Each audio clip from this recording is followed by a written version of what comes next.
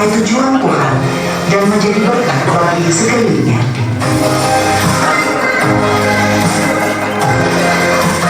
Misi Gereja Pentakosta Internasional Indonesia Paulus berubah menjadi seperti Kristus, mengerti dan menghidupi prinsip-prinsip kerajaan Allah,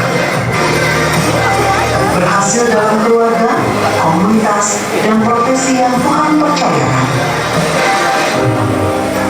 Nilai-nilai GPI Paulus: bermutu, mengampuni, murah hati, kreatif, relevan, bertanggung jawab.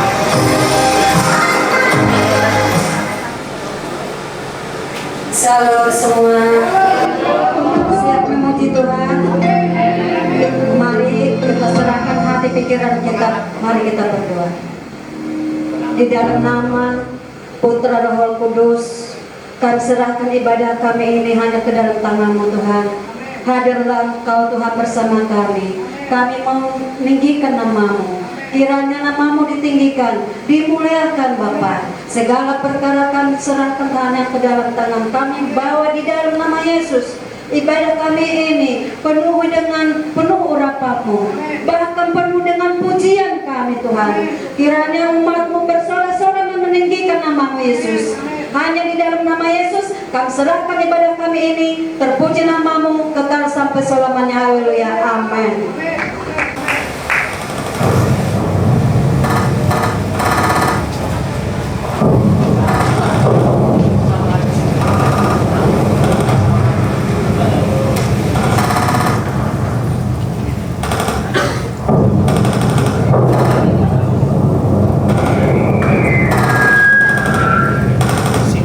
Menangis, angkasa berseri, saat segenap laras panjang mulai berhentakan, saat peluru demi peluru tinggal menunggu perintah. Atas nama kehormatan, atas nama harga diri, tank baja melaju mengajukan pesuur dan ilalang. Pesawat tempurung merobek pilunya angkasa dengan congkak.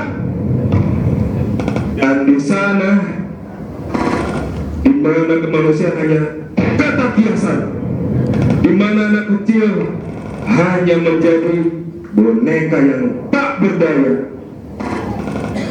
Tak cukupkah Perang Dunia Pertama antara Sentral dan Sekutu?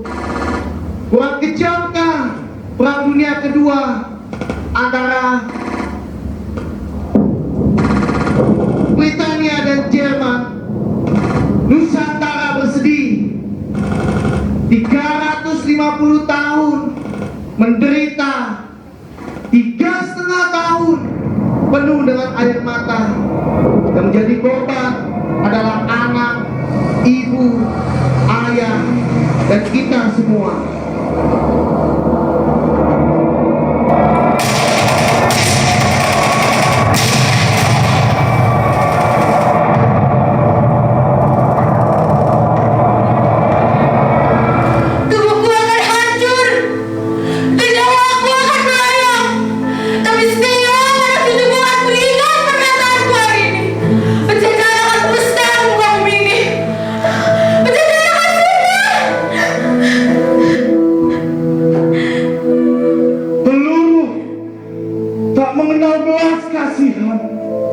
Ia hanya setia kepada tuannya. Tapi Indonesia pun membuktikan kepada dunia bahwa Cipta Emas Proklamasi menjadi tonggak runtuhnya penjajahan di bumi persada.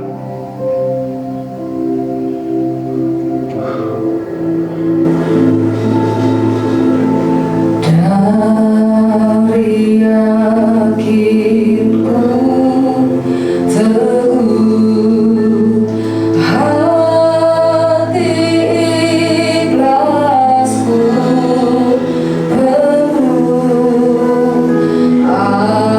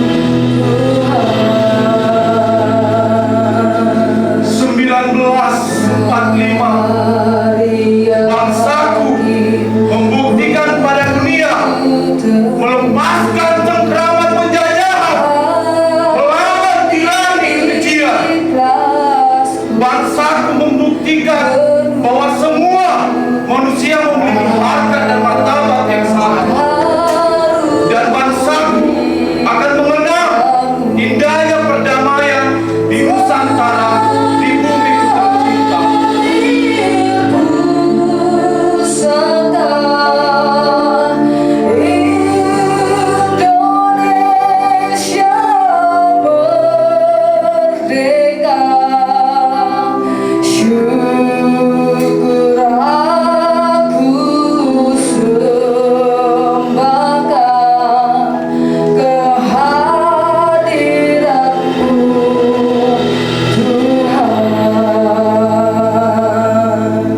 Kami dari Eksoyang lanjutkan perjuangan bangsa Indonesia. Hormat, gerak! Tegak! Gerak! Di hadapan kami membawa bangsa kami kepadamu Yesus. Pulihkanlah bangsa kami Tuhan. Pulihkanlah Tuhan.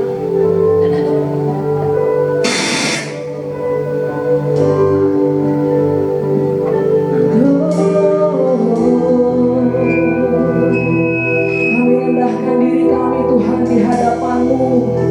Bagi bangsa ini Tuhan kami berdiri, dan bagi bangsa ini Tuhan kami berdoa.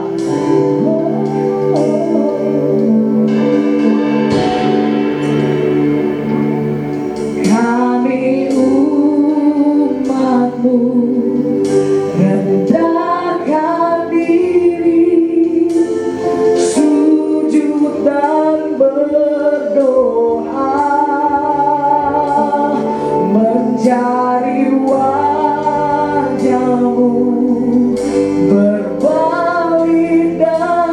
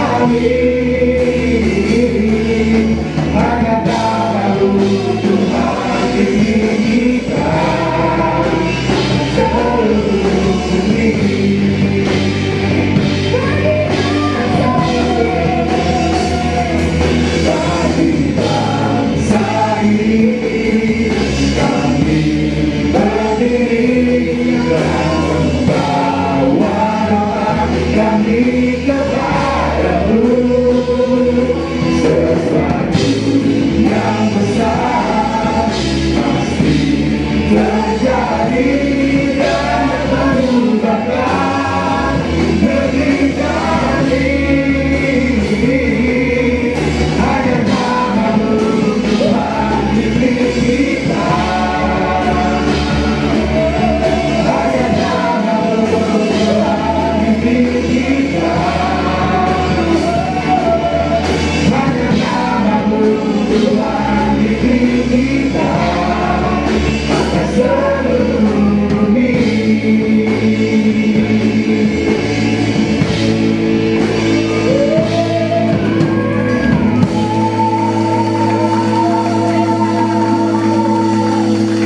GPI Merdeka. Haleluya.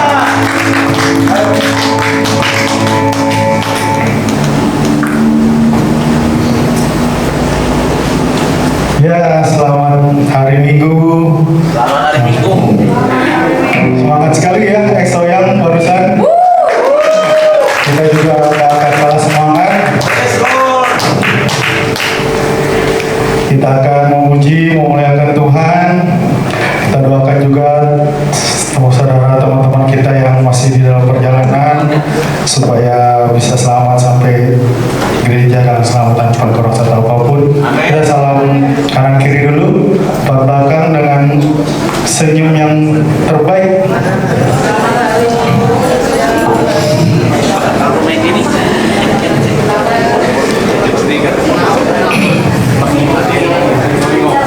Kita akan mulai ibadah kita.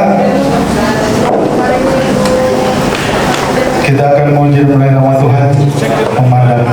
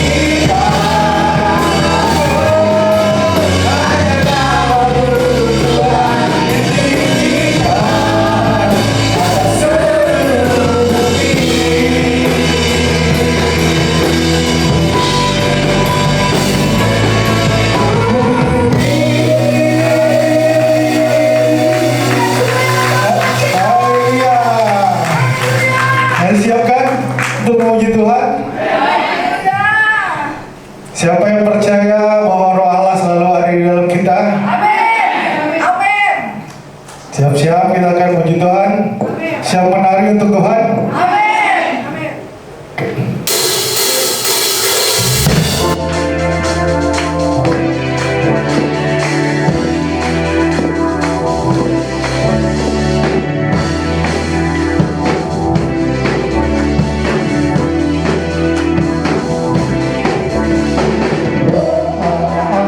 Di dalamku, Roh Allah ada di dalam hatiku, Roh Allah ada di dalamku, Roh Allah ada di dalam hatiku.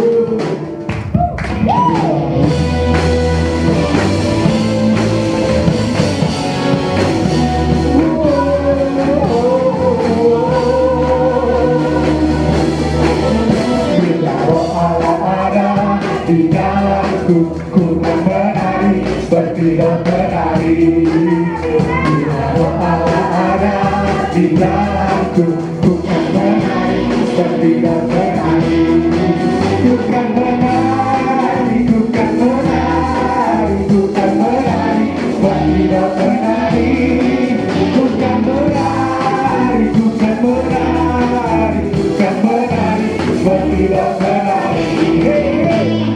Roh Allah ada di dalamku, Roh Allah ada di dalam hatiku, Roh Allah ada di dalamku, Roh Allah ada di dalam hatiku. Bila Roh Allah ada di dalamku, ku kan menari, bertiga menari. Bila Roh Allah ada di dalamku, ku kan menari, bertiga menari. Ku kan menari, ku kan menari, ku kan menari, bertiga menari.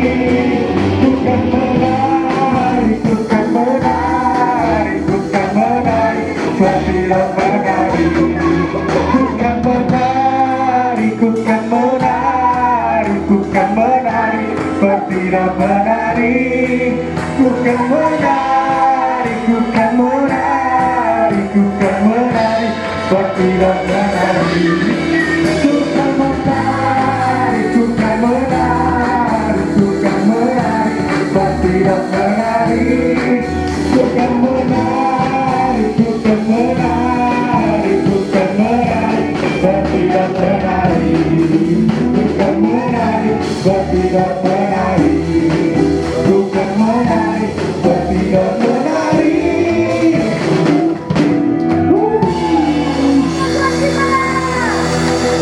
Puji Tuhan, haleluya. Kita akan memberikan persembahan. Persilakan Bapak kita.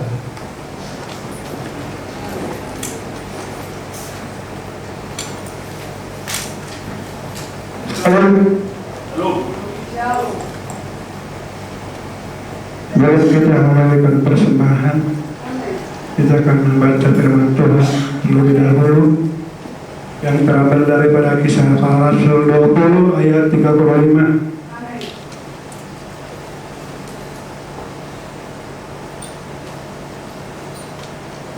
Beginilah firman Tuhan. Dalam segala hal sesuatu telah kuberikan contoh kepadamu, bahwa dengan bekerja demikian kita harus membantu orang-orang yang lemah dan harus mengingat perkataan Tuhan Yesus, sebab Ia sendiri telah mengatakan adalah lebih berbahagia daripada menerima. Amin. Bapa di surga, terima kasih Tuhan. Segala puji hormat kemuliaan nama Bapa di surga atas segala kasih kebaikan daripada Tuhan Yesus, di mana Tuhan kami semua umat-Mu dapat bersukacita di tempat ini Bapa. Terima kasih Tuhan atas segala kemuliaan yang Tuhan nyatakan bagi kami semua. Inilah hati kami, kerinduan kami kepada Tuhan. Engkau tahu Tuhan segala apa yang kami lakukan dalam kehidupan kami. Jadilah ini menyenangkan hati-Mu Tuhan. Ibadah kami ini jadilah ibadah yang selalu menyenangkan hati-Mu Tuhan kami yang baik. Karena kami percaya melalui ibadah kami ini hati kami bersukacita.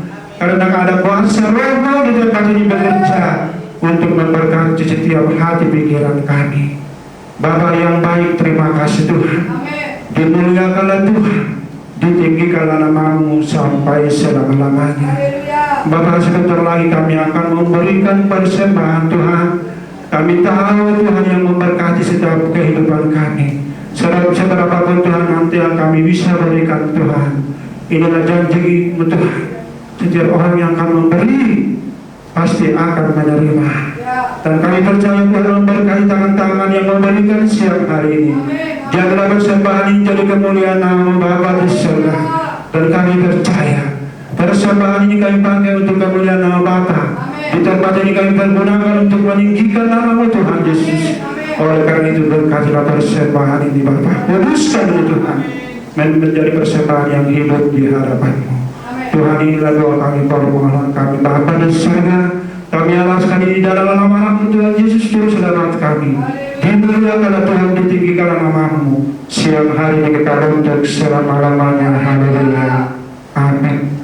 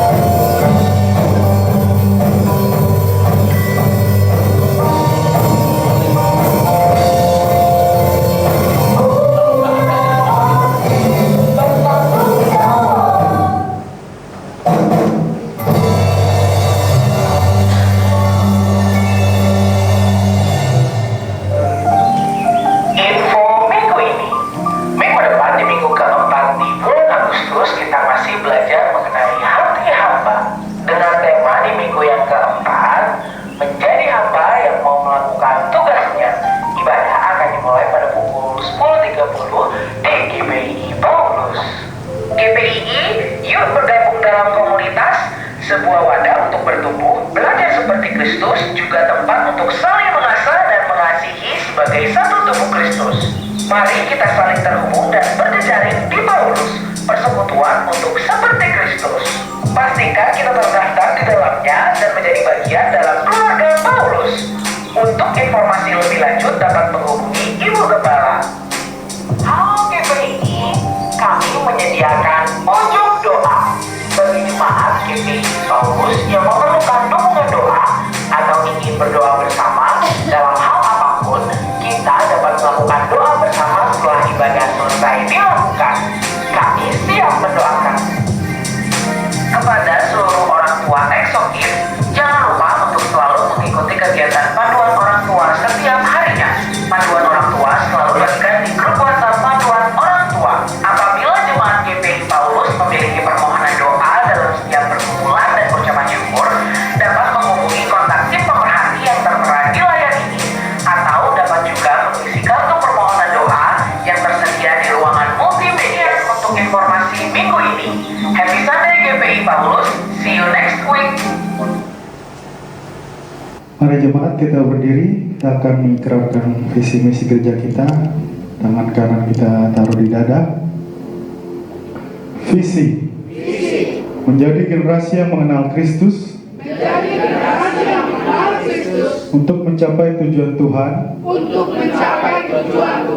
dan menjadi berkat bagi sekelilingnya. Misi berubah menjadi seperti Kristus, mengerti dan menghidupi prinsip-prinsip kerajaan Allah, berhasil dalam keluarga, komunitas, dan profesi yang Tuhan percayakan.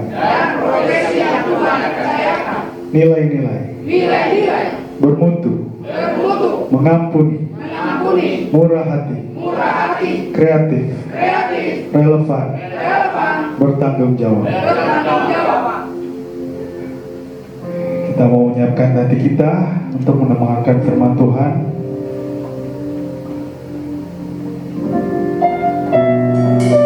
Tuhan, Engkaulah yang paling mengenal kami, Engkau yang paling mengenal hidup kami.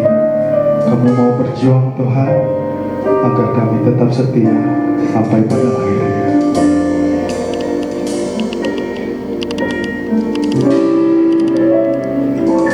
Selidiki aku, lihat hatiku, apakah ku selalu mengasihimu, Yesus, Kau yang Maha Tahu dan menilai hidupku. Tak ada yang tersembunyi bagimu. Selidiki aku, lihat hatiku, apakah ku sungguh mengasihimu, Yesus, Kau yang Maha Tahu dan menilai hidupku. Tak ada yang tersembunyi bagimu. Telah kulihat kebaikan-Mu yang tak pernah habis di hidupku. Berjuang sampai akhirnya, Kau dapat dia, ku tetap setia. Mari sama-sama kita berdiri, akan nyanyikan dari awal.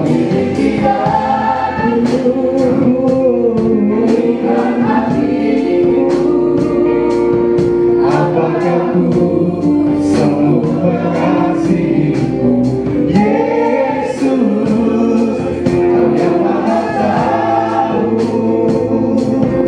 dan menilai hidupku. Tak ada yang tersembunyi bagimu. Aku lihat kebaikan-Mu yang tak pernah habis di hidupku. Ku berjuang sampai akhirnya, Kau dapat dia, ku tetap setia. Telah kulihat kebaikan-Mu yang tak pernah habis di hidupku. Ku berjuang sampai akhirnya, Kau dapat dia, ku tetap setia. Ku berjuang sampai akhirnya, Kau dapat dia, ku tetap setia. Ku berjuang sampai akhirnya, Kau dapat dia,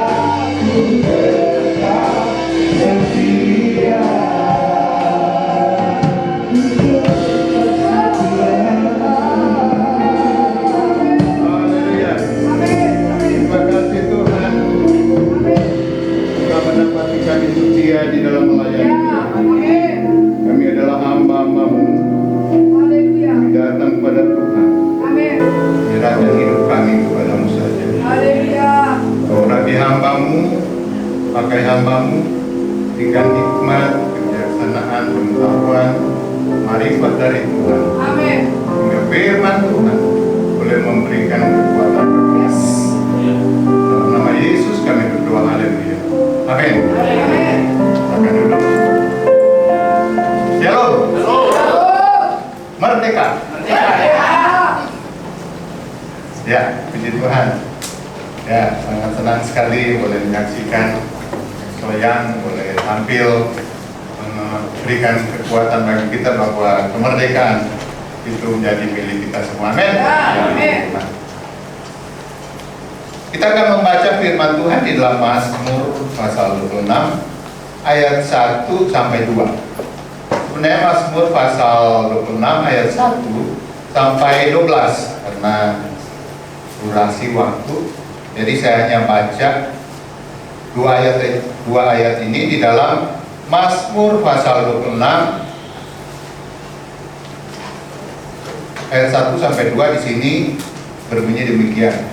Berilah keadilan kepadaku ya Tuhan, sebab aku telah hidup dalam ketulusan. Kepada Tuhan aku percaya dengan tidak ragu-ragu.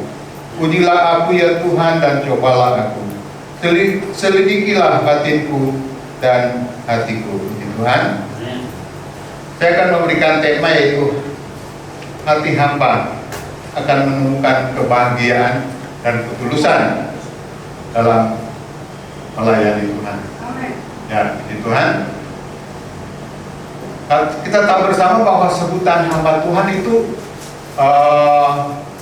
adalah status kita atau kedudukan kita sebagai anak-anak Tuhan, atau disebut juga sebagai murid Tuhan, terang Kristus atau dombanya Tuhan. Itu status atau kedudukan kita. Berbeda dengan pendeta muda, pendeta pembantu, evangelis dan sebagainya. Itu adalah suatu jabatan yang diberikan oleh organisasi gereja atau sinode. Buat sinode kita yang mengatur semuanya itu ada di tengah-tengah kita, ibu gembala kita, sinode kita.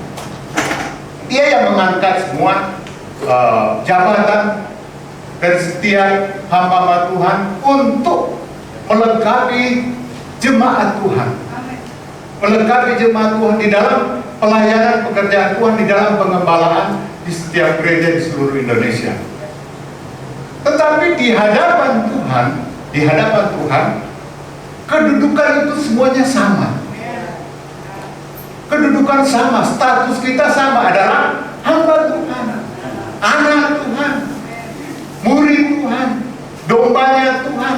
Itu tidak bedanya. Kita akan belajar bersama-sama tentang dia adalah seorang raja, tapi dia juga adalah hamba Tuhan, yaitu Daud, Raja Daud. Di sini saya akan memberikan 3 garis besar tentang Raja Daud. Dia memiliki hati sebagai hamba. Dia raja, tapi dia juga memiliki hati sebagai hamba. Yang pertama, di dalam ayat 1 di sini dikatakan begini. Berilah keadilan kepadaku ya Tuhan, sebab aku telah hidup dalam ketulusan. Kepada Tuhan aku percaya dengan tidak ragu-ragu.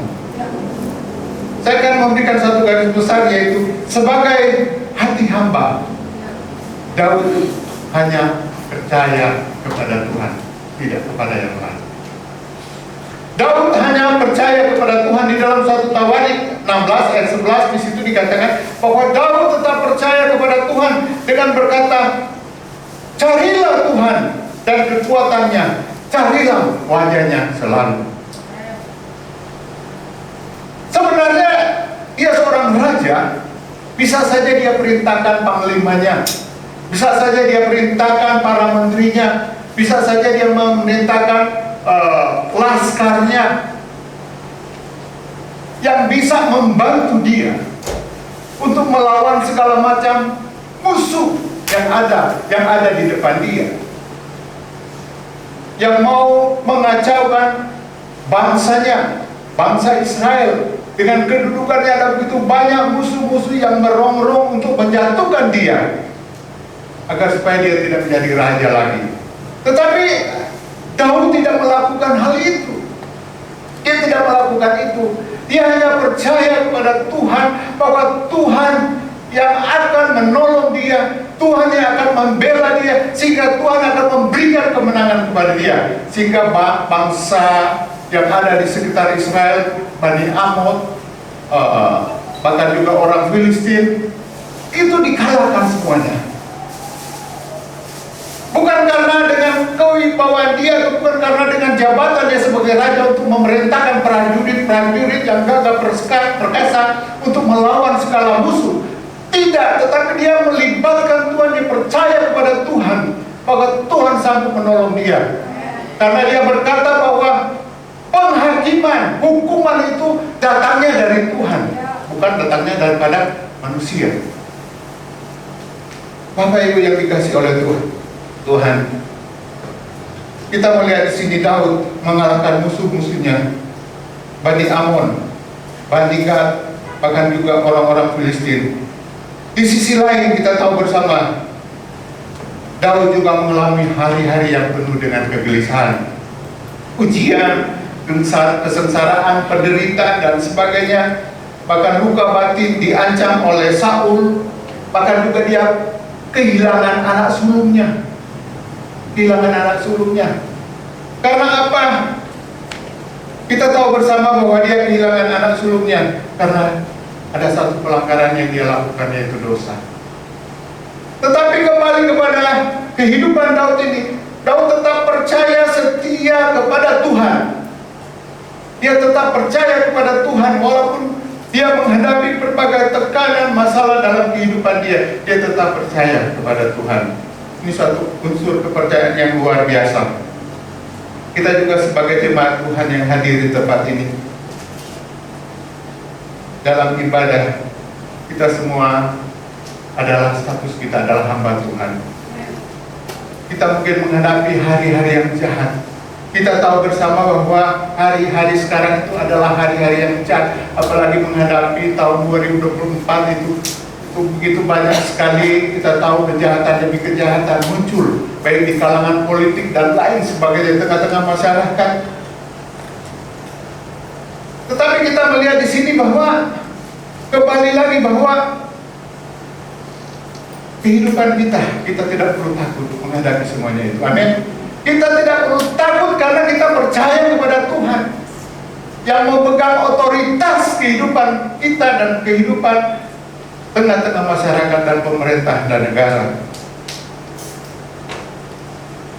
Tapi kita juga di tengah-tengah situasi yang sulit ini, kita juga harus berani untuk memberitakan kabar keselamatan kepada orang lain di tengah-tengah masyarakat yang ada. Kita tahu ada begitu banyak orang yang tidak percaya kepada Tuhan. Ada begitu banyak orang-orang yang tidak mengerti tentang firman Tuhan. Ada begitu banyak orang-orang walaupun itu sudah percaya kepada Tuhan, mengaku sebagai orang Kristen, tapi belum tentu mereka hidup di dalam kebenaran firman Tuhan. Tapi itu adalah tugas kita, bagaimana kita mau menjadi saksi kepada mereka lewat perkataan kita, lewat kehidupan kita, lewat pekerjaan kita, agar supaya mereka juga melihat kehidupan kita, bahwa mereka melihat bahwa ada terang di dalam hidup. Garam dan terang itu menyinari mereka, membuat mereka untuk percaya, membuat mereka untuk bertobat kepada Tuhan. Saksian ada seorang yang diubah hatinya saat percaya Yesus. Seorang temannya yang belum percaya Tuhan, dia katakan begini, saya dengar kamu sudah percaya Tuhan di waktu senggang istirahat pada Tuhan kamu, itu Tuhan Yesus. Iya, saya sudah percaya. Berarti kamu tahu banyak tentang Yesus, di mana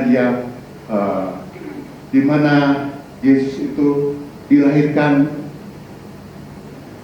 berapa umur dia waktu dia meninggal, bahkan juga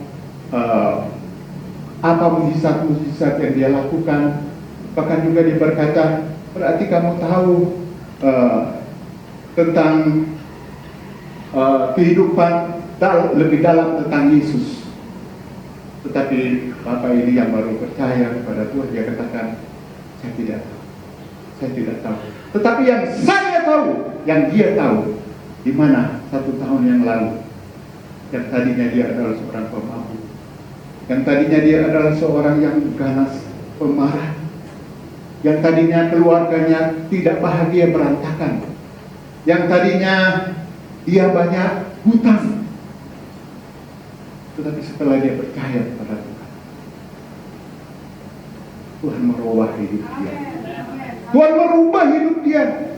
Sehingga yang tadinya dia adalah seorang yang ganas, dia adalah seorang yang kasar, dia orang yang jahat, hutang-hutangnya banyak, bahkan juga di mana kalau keluarganya sangat takut kalau papanya, suaminya dari istrinya itu datang pulang dari kerja, merasa takut karena di situ akan terjadi juga kemarahan yang luar biasa. Tetapi setelah dia percaya kepada Tuhan, semuanya diubahkan oleh Tuhan. Dia hidup baru di dalam Tuhan. Bapak Ibu yang dikasih Tuhan, Tuhan Yesus datang ke dalam dunia ini. Bukan saja mujizat yang terbesar dia lakukan, yaitu orang lumpuh berjalan, orang buta melihat. Tetapi apabila ada orang yang diubahkan hatinya dan mengaku dan percaya kepada Tuhan, Tuhan datang ke dalam dunia ini untuk mengubahkan hati orang yang jahat untuk percaya kepada Tuhan, untuk terima Yesus sebagai Tuhan dan Juru Selamat pribadi. Dan itu merupakan tugas dan tanggung jawab kita sebagai anak-anak Tuhan, sebagai hamba-hamba Tuhan. Di dalam ayat 2 dan ayat yang ketiga dikatakan begini, ujilah aku ya Tuhan dan cobalah aku, selidikilah batinku dan hatiku, sebab mataku tertuju pada kasih setiamu dan aku hidup dalam kebenaranmu. Yang kedua yaitu sebagai hati hamba, Daud ada keterbukaan dengan Tuhan. Dia ada keterbukaan dengan Tuhan. Di sini dikatakan bahwa ujilah aku, selidikilah batinku dan sebagainya. Ada lagu katakan, ujilah aku Tuhan, cobalah aku Tuhan, selidiki hatiku dan hatiku, mataku tertuju padamu. Ini keterbukaan daripada seorang raja, tetapi dia juga memiliki hati sebagai hamba. Daud memiliki hati hamba yang selalu terbuka dengan Tuhan. Dia bukan hanya percaya, tetapi dia selalu terbuka kehidupan dia dengan Tuhan. Segala sesuatu apapun yang terjadi, dia selalu katakan, Tuhan ujilah aku, Tuhan periksalah hidup saya, Tuhan pimpinlah hidup saya, setiap langkah kehidupan saya. Dia selalu terbuka, minta diperiksa tindakan perbuatan sampai ke dalam hatinya, apakah ada dosa yang dia lakukan. Ini adalah sifat daripada seorang Raja Daud yang memiliki hati sebagai hamba. Ia katakan, periksalah aku Tuhan. Kita tahu bersama ada 2 dosa yang Daud lakukan. Yang pertama yaitu dia mengambil istri orang, yaitu Batseba, suami dari Uria, istri dari Uria. Dia ambil, ya Uria, Batseba. Yang kedua yaitu dia menempatkan Uria ini di depan waktu saat berperang dengan musuh. Ini taktik siasat yang jahat. Dia tempatkan Uria ini di depan karena dia adalah panglima tentara saat itu. Akhirnya saat berperang dia mati dibunuh oleh musuh. Dan dia mengakui sehingga dia kehilangan anaknya yang sulung. Siapa itu? Jonathan, ya, kehilangan. Daud berkata kepada Tuhan dalam keterbukaannya, lihat aku Tuhan, sucikan aku, sempurnakan aku, dewasakan aku agar supaya aku bertumbuh kuat teguh secara utuh di hadapan Tuhan, secara utuh di hadapan Tuhan. Utuh dalam bahasa Ibrani yaitu jujur, matang, tak bersalah lagi, sempurna, sederhana, dan lurus. Ini dia katakan secara utuh. Dia percaya dan menyerahkan hidup dia kepada Tuhan. Daud sudah membereskan masa lalunya. Dia katakan, dalam kandungan ibuku aku diperanakan dalam dosa, tetapi aku percaya penebusku hidup dan Roh Allah tidak meninggalkan dia. Roh Allah tidak meninggalkan dia. Sebagai hati hamba, apa yang menjadi pergumulan kita? Tuhan mau kita terbuka di hadapan Tuhan. Tuhan mau kita terbuka kepada Tuhan. Mungkin kita sudah lama ikut Tuhan, menjadi hamba Tuhan dalam kata-kata aku tidak, tapi hamba Tuhan, walaupun dia jadi jemaat Tuhan, tapi dia adalah hamba Tuhan, sebagai domba Tuhan, murid Tuhan dan sebagainya. Mungkin dia sudah lama ke gereja, benar-benar tidak ada di tempat sini, sudah lama ikut Tuhan, tetapi dia tidak sejahtera. Dia tidak sejahtera dalam hati dia. Dia sudah melayani Tuhan, tetapi dia tidak sejahtera. Ternyata ada satu dosa yang dia simpan, yang dia belum akui di hadapan Tuhan. Dia belum terbuka kepada Tuhan, dia belum sampaikan kepada Tuhan. Yaitu dosa apa? Ngakui. Mungkin kita tadi berdiri ya, tadi Bapak Dr. Erik mengatakan kita berdiri, memang kita taruh tangan kita di dada dan kita ungkapkan dengan kuat-kuat tentang nilai-nilai GPI ini. Kita katakan bermutu, murah hati, relevan, bertanggung jawab, dan bertanggung jawab, dan ada 5 ya. Mengampuni apa sebab dilewati? Karena dia tidak mau sebut mengampuni. Karena dia belum mengampuni orang yang bersalah kepada dia. Mungkin akar pahit, mungkin dendam masih membara, mungkin dia merasa bahwa hidup dia terhina, bahkan mungkin disakiti dan sebagainya, sehingga dia tidak mau mengampuni. Tapi kalau kita di tempat ini, saat kita taruh dada, mengampuni. Jadi Tuhan itu tidak dibohongi. Tuhan melihat Bapak Ibu. Tuhan melihat. Dia melihat sampai ke dalam hati kita. Kalau ada dosa yang masih ada di dalam hidup kita, kita katakan pada Tuhan, Tuhan ampuni saya.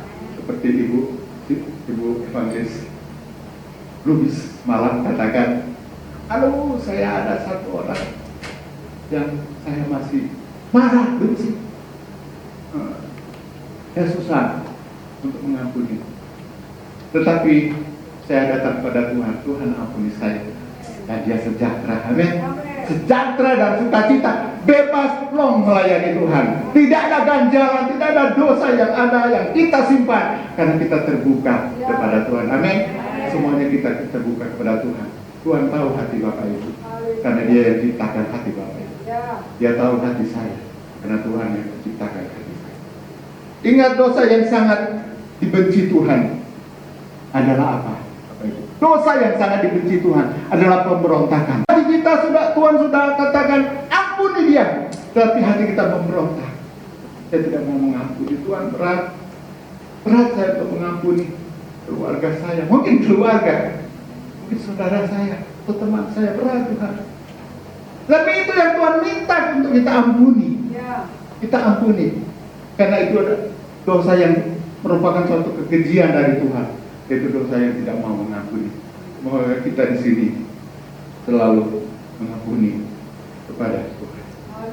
Kita tahu bersama di dalam Roma 3:23, semua orang telah berbuat dosa dan telah kehilangan kemuliaan Allah. Artinya di sini tidak memenuhi standar Allah, meleset dari aturan, dari sasaran, melenceng dari aturan, melewati garis yang Tuhan telah atur.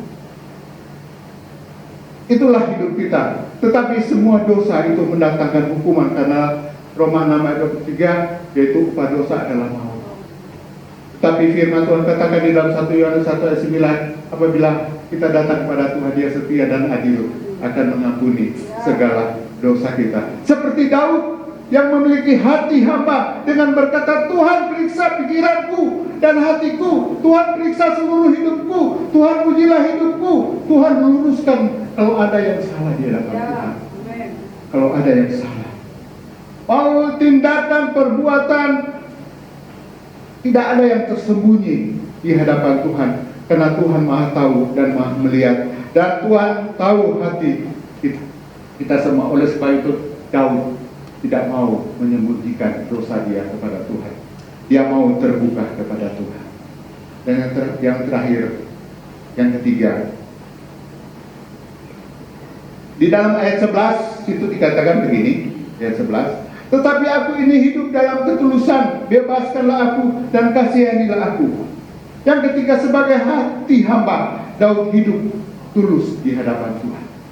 Dia hidup tulus di hadapan Tuhan. Ketulusan adalah sikap yang penting dalam kehidupan kita, di dalam kehidupan pelayanan kita, di dalam kehidupan sehari-hari kita, di dalam kehidupan pekerjaan kita dimanapun kita berada. Itu sangat penting, karena kalau kita melihat di sini arti ketulusan adalah hati, arti ketulusan adalah nilai atau standar hidup seseorang, atau harapan, gagasan, kejujuran dalam tindakan dan perbuatan yang benar di hadapan Tuhan dan di hadapan manusia. Itu adalah ketulusan. Kita harus jujur, karena itu mengandung nilai-nilai rohani yang Tuhan berikan di dalam hidup kita. Berlawanan dengan kata hipokrisi. Hipokrisi itu adalah perbuatan atau pekerjaan yang munafik. Yang munafik yaitu di mulut berkata A tetapi di hati tidak.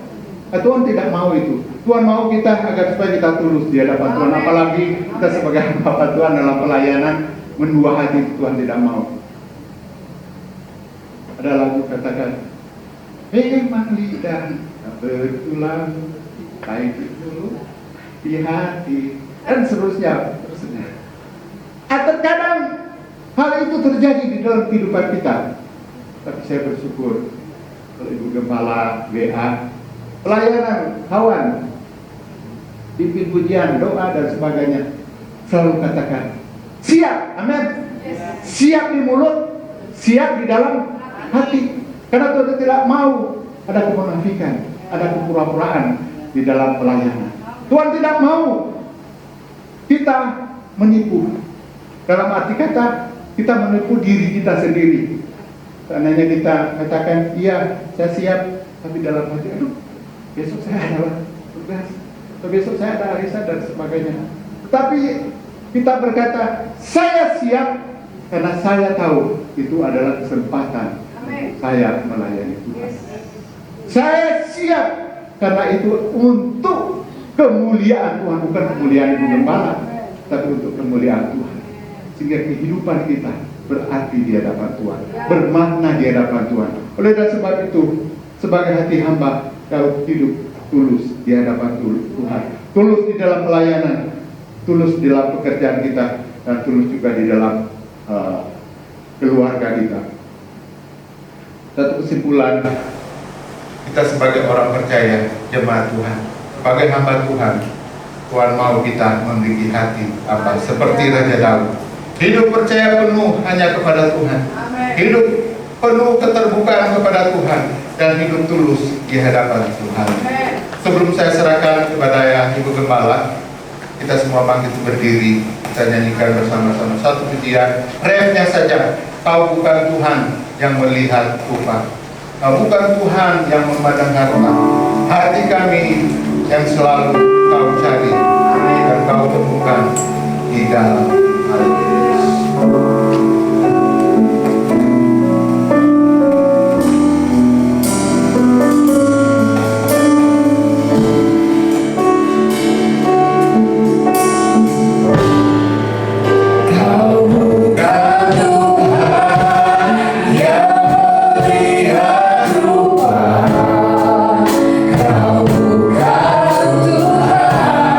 Yang memandang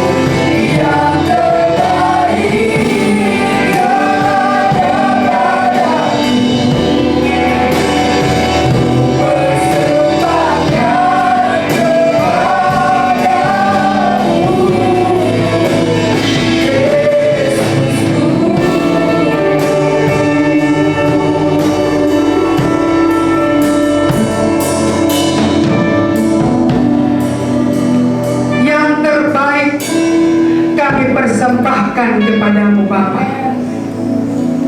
Sebab Engkau tidak melihat rupa, tetapi Engkau melihat hati. Terima kasih Bapa.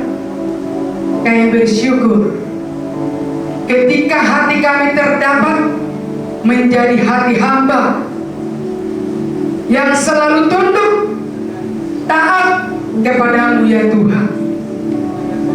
Bapa yang baik, maha besar Engkau Tuhan, melakukan karyamu yang besar terjadi di tengah-tengah gerejamu, terjadi di tengah-tengah jemaatmu. Ketika kami mengangkat puji-pujian kepada Tuhan, ketika kami mengangkat penyembahan kepada Tuhan, ketika kami mengagungkan Engkau Bapa, namamu dipermuliakan. Bapa yang baik, Engkau tahu betul ketulusan hati kami, kesungguhan hati kami menjadi hati hamba. Terpujilah namamu Yesus. Kebenaran firman-Mu Tuhan mengajar kami, kuasa firman-Mu berbicara kepada kami. Tuhan mengajar kami untuk memiliki hati yang tulus, dan Engkau mengajar kami untuk Engkau selidiki, untuk kami boleh berkata, Kau selidiki hati kami, Kau uji hati kami, Kau coba batin kami, adakah kami tetap setia di hadapan. Terima kasih Bapak, koreksilah hidup kami ini lewat firman-Mu. Ajar dan mampukan kami mengelola pikiran kami ini, mengelola hati kami ini, mengelola emosi kami, mengelola sikap dan tindakan kami untuk tetap ada di dalam kendali-Mu. Bapa yang baik, seorang raja pun tetap menunjukkan bahwa dia adalah memiliki hati hamba yang selalu mengandalkan Tuhan, yang meminta untuk Engkau Bapa memberikan keadilan kepadanya. Seorang raja pun dia mengakui satu kesalahan perbuatannya, tindakannya, dan Engkau Bapa yang memberikan pengampunan kepada raja. Terkhususlah bagi kami, pelayan-pelayan-Mu, hamba-hamba-Mu, ampuni setiap perilaku kami, ampuni setiap tindakan kami, setiap sikap kami, setiap perkataan kami.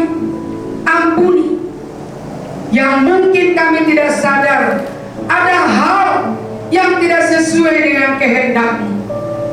Kiranya nilai-nilai yang ada di GPI Paulus ini, kiranya visi dan misi yang ada di GPI Paulus ini termeterai dalam hidup kami. Terima kasih Bapak, firman-Mu dibagikan oleh hamba-Mu Bapak Evangelis John Komali. Berkati hamba-Mu tersebut, urapi terus menerus, tambahkan Bapak pengurapan-Mu berlaku dalam kehidupannya. Tuhan mengajar kami untuk kami selalu mencari Tuhan di setiap situasi dan keadaan kami. Demikianlah kebenaran firman-Mu yang Engkau ajarkan kepada kami hari ini dibagikan oleh hamba. Terima kasih Bapa di sorga, terima kasih Roh Kudus. Semua jemaat-Mu telah mendengarkan firman-Mu, dan firman-Mu berlabuh di dalam hati kami. Firman-Mu tersimpan di dalam hati kami. Firman-Mu mengubah, memperbaiki hati kami. Terima kasih Bapa, besar kuasa-Mu terjadi di tengah-tengah Gereja Pentakosta Internasional Indonesia. Engkau memberkati gereja-Mu se-Indonesia, memimpin gereja-Mu, mengembangkan gereja-Mu, meningkatkan kualitas gereja-Mu, Berkati setiap hamba-hambamu yang ada di GPI se-Indonesia. Terima kasih Bapa di surga. Sepakat juga kami berdoa saat ini untuk bangsa dan negara Indonesia. Dalam tahun politik ini ya Bapa, kendalikan setiap pola pikir, kendalikan setiap niat dan tujuan agar tetap ada dalam pimpinan Tuhan. Semua tokoh-tokoh yang ada di Indonesia, baik itu tokoh agama, baik tokoh masyarakat, bahkan tokoh politik, NKRI, Bhinneka Tunggal Ika, Undang-Undang Dasar 45, agar tetap ada pengikat di tengah-tengah keberagaman di negeri kami ini. Pulihkanlah bangsa kami, pulihkan Tuhan bangsa kami, ampuni Tuhan bangsa kami. Terima kasih Bapak, biarlah kami memiliki roh puji-pujian, roh daun yang memuji-muji menjadi juga tersalur dalam hidup kami. Roh Allah turun atas kami, atas hati kami, memuji memuliakan Tuhan, menari-nari di hadapan Tuhan. Terpuji namamu Bapa. Berkati jamaatmu, apa yang telah diperbuat oleh jamaatmu, tim pemuji WL, tim musik, tim multimedia, semua yang ambil bagian, pendoa yang membagikan firman, yang memberikan persembahan, semua dalam berkat Tuhan. Jemaat Tuhan kembali dari rumahmu tidak akan kosong. Jemaatmu kembali penuh dengan sukacita. Mari saudaraku yang kekasih, sidang jemaat yang terkasih, terimalah janji berkat yang terambil dari Ulangan 28 ayat 3-6 berkata, diberkatilah engkau di kota, diberkatilah engkau di ladang, diberkatilah buah kandunganmu, diberkatilah hasil bumimu dan hasil ternakmu, anak lembu sapimu dan kandungan kambing dombamu, diberkatilah bakulmu dan tempat adonanmu, diberkatilah engkau pada waktu masuk dan diberkatilah engkau pada waktu keluar. Tuhan memberkati engkau dan melindungi engkau. Tuhan menyinari engkau dengan wajahnya dan memberi engkau kasih karunia. Tuhan menghadapkan wajahnya kepadamu dan memberi engkau damai sejahtera. Angkatlah tanganmu menengadah kepada Bapa.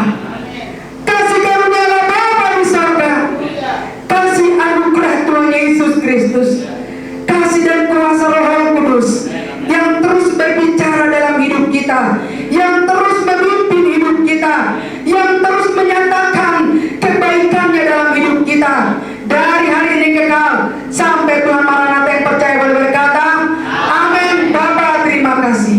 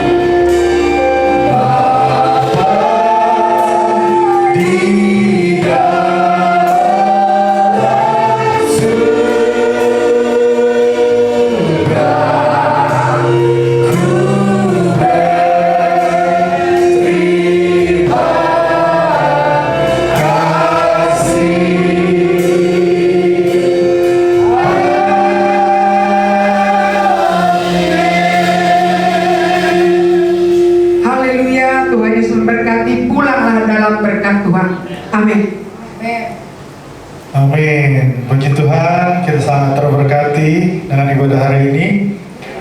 Semoga kita menemukan kebahagiaan dan ketulusan dalam melayani siapapun kita. Mari kita pulang membawa damai sejahtera Tuhan. Kita akan memberikan persembahan yang terakhir kita kepada hamba Tuhan. Dipersilakan maju ke depan untuk kita bersalam-salaman. Kita akan nyanyikan lagu Ku Kan Menang.